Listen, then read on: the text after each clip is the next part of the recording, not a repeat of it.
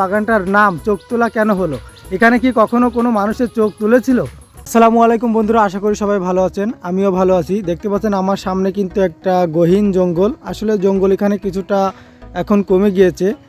দেখতে পাচ্ছেন আমি একটি রাস্তায় দাঁড়িয়ে আছি। এটা ডান পাশের দিক এবং এটা হচ্ছে বাম পাশের দিক। তো এই গহীন জঙ্গল বা বাগান যেটাই বলেন না কেন, সেটার বিস্তারিত আজকে আপনাদেরকে একটু জানাবো।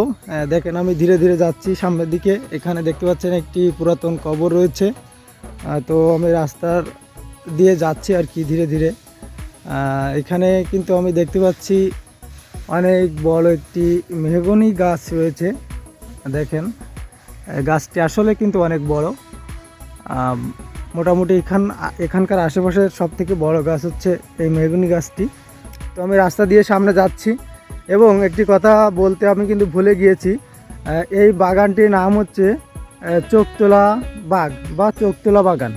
এখন এখানে প্রশ্ন আসতে পারে যে বাগানের নাম কেন চোখতোলা? এখানে কি কখনো চোখ তোলা হয়েছিল? তো আমি একটি ভাই আসছে, আমি তার কাছ থেকে একটু জানবো। ভাই একটু দাঁড়ান। ভাই কেমন আছেন আপনি? আলহামদুলিল্লাহ ভালো আছি। ভাই আমরা এখন যে জায়গাটিতে দাঁড়িয়ে আছি, এই জায়গাটির নাম কি? এই জায়গাটার নাম হলো মমিনপুর চোখতলা বাগ। চোখতোলা বাগ। তো এই কথাটাই আমার কাছে একটু কেমন লাগছে যে এই বাগটা বা বাগানটার নাম চোখতোলা কেন হলো? এখানে কি কখনো কোনো মানুষের চোখ তুলেছিল?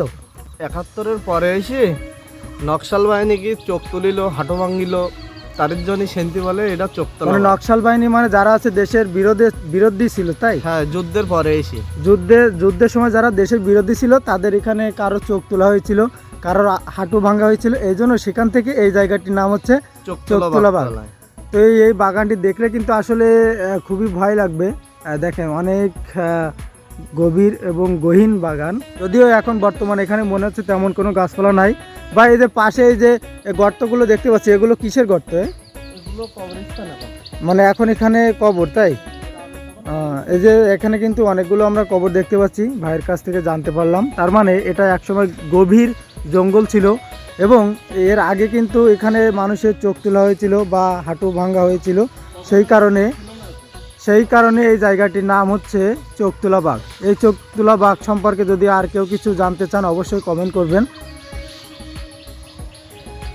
তো এই চোখতোলা বাগে আমি দেখতে পাচ্ছি একজন কৃষক ভাই, একজন ভ্যান চালক আসতেছে। তাদের গাড়িতে বা ভ্যানে কি রয়েছে আমরা একটু জানবো।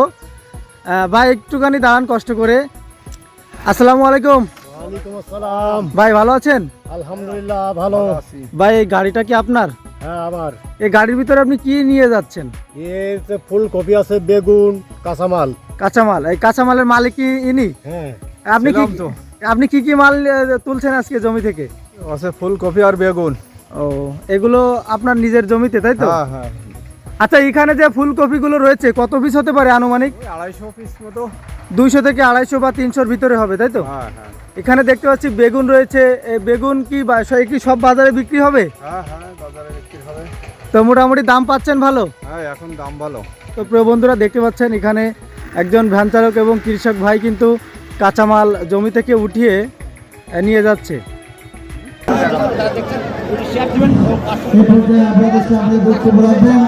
আজকের অনুষ্ঠানের সভাপতি